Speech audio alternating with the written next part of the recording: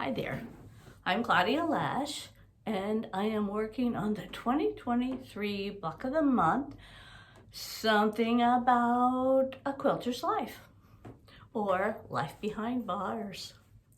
Today I was noticing that I made a block that I really did not like very well, and I'm not sure. I may still keep it, or I may take it apart and just use the frame. Here's the block. This is, I think, going to be maybe a block in July for the block of the month. And it's fine. When you see it, it looks like this in the quilt, because remember, the blocks are sitting on point. But I keep looking at it. I'm not sure how well I like it. So I thought, well, you know what? It's not that hard to redo something. And I will tell you why I don't like it. Sometimes I think I'm doing a great job matching up certain fabrics. These fabrics really look nice together. But this fabric is sort of a hand-dyed thing, and it got a little light in this area, which didn't give me enough contrast. And so I thought, well, I really think there's just not enough contrast. I took some time to do this center square, and it just doesn't look that exciting. So I found some other fabrics, and the fabrics are this green batik and a little bit of this peachy color. It looks kind of like what I have on today. Peachy colored. I think this is something that I dyed years ago.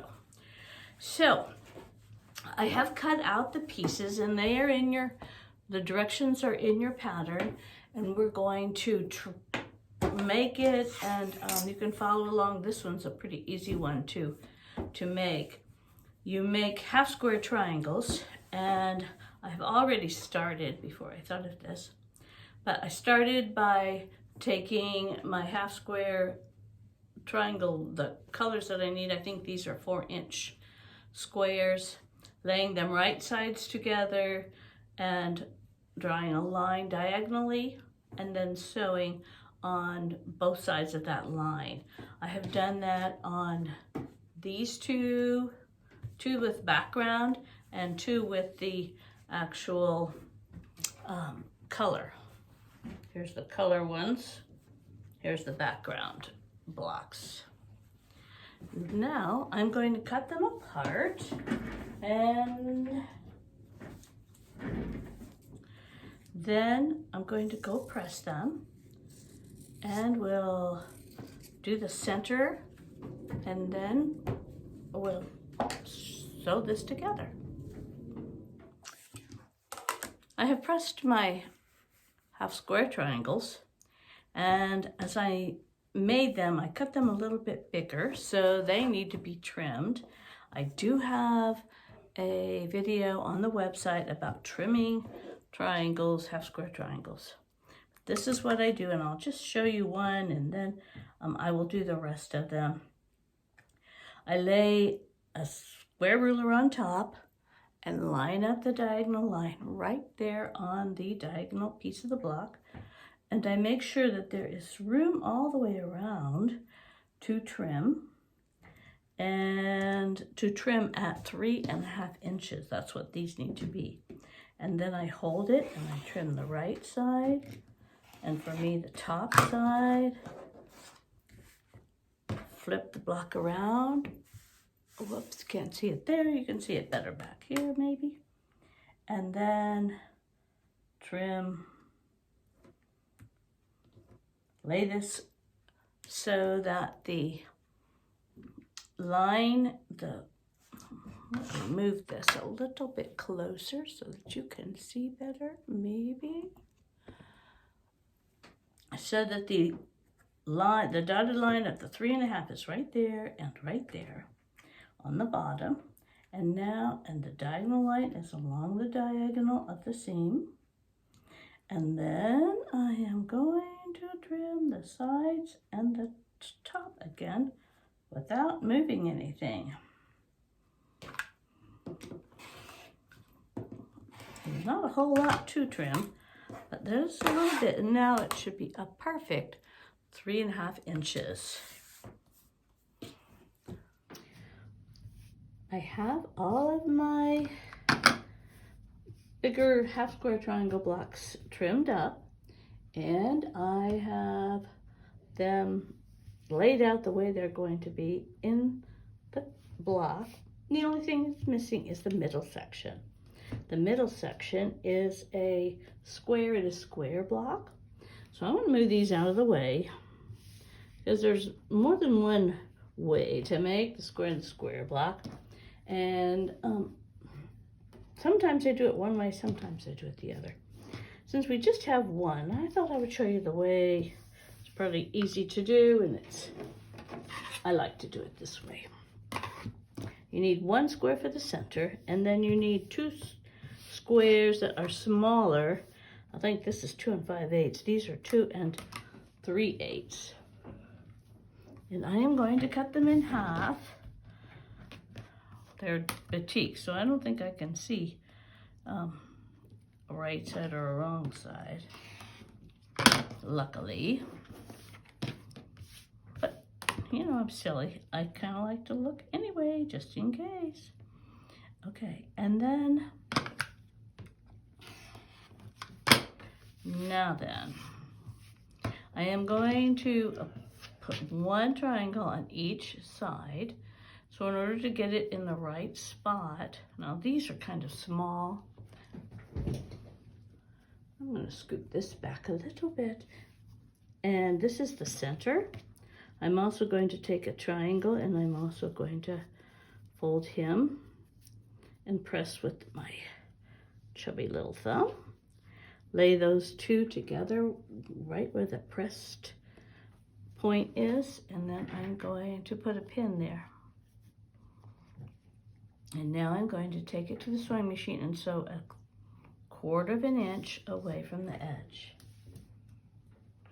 Okay, I have my camera a little closer, or my phone a little closer, so that I can hopefully show you what I often do in situations like this. This little point here, as you try to get that under your needle nice and neat, sometimes it's not very easy.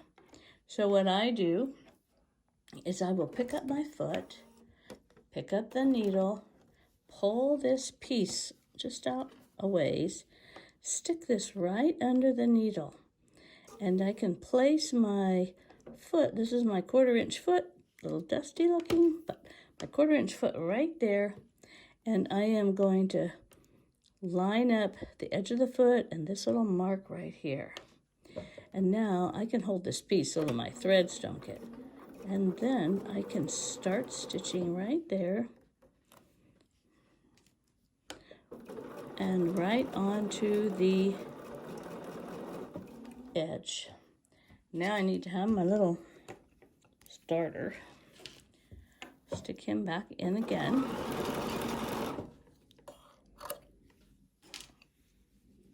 And I am going to be flipping him up like this and pressing with my finger for right now. I'm going to do the same thing on the other side. I'm going to find the center point and just finger press. Find the center point of my triangle. Lay it right here. They just want to sit nicely together since we have it marked. I usually put a pin in there. And now, once again, see, I've got that little pointy end there. We don't want that to get messed up. So I'm going to lift my needle, lift the foot, stick it right where I want it. And so this helps me make sure that this is a 1/4 inch seam all the way across. All right, now I have the 2 sides on. I am just going to take these scissors that are right here, and they're kind of big, but I'm going to trim them off. I have finger pressed both sides. Now I'm going to do the same thing on the press together. Press this in the middle, lay it down in there, put a pin and stitch. I'm going to do that for both of the green triangles. Okay, I'm going to put that a little closer.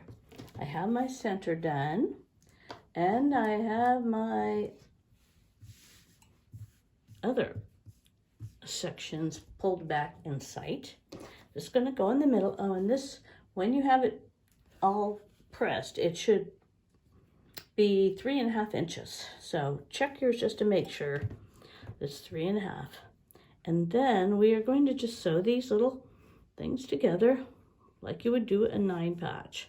So this to this to this, this to this to this, this to this to this, and we'll see how we press them. I'm not sure how I press them, but we'll find out as we go to sew them.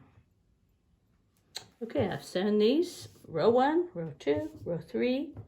As you sew row 2, it's a good thing to sew so that the center square is facing up, and that way you can see that you don't get too far in. This one, I probably could have gotten a little closer to that point, but at least I didn't cut it off.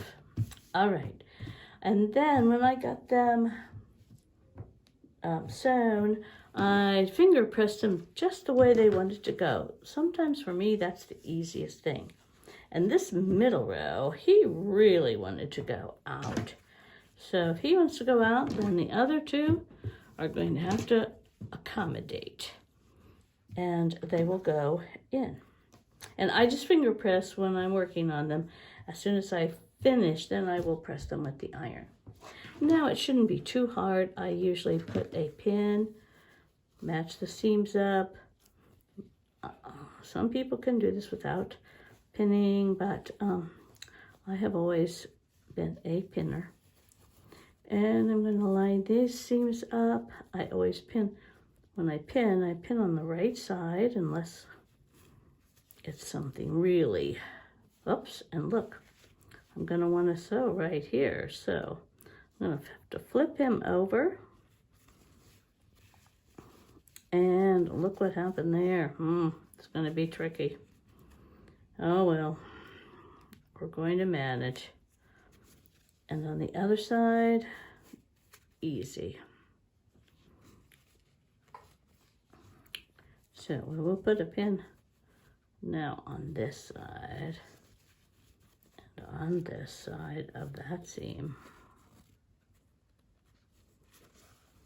Okay, so I'm going to sew that, and then I'll add the very last row. Okay, I have the block all sewn together. I decided to just press the way the seams wanted to go, so they're pressed out.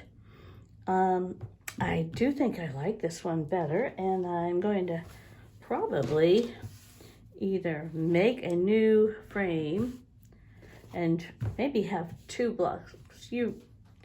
For this quilt, you're going to have to double up on a couple of blocks.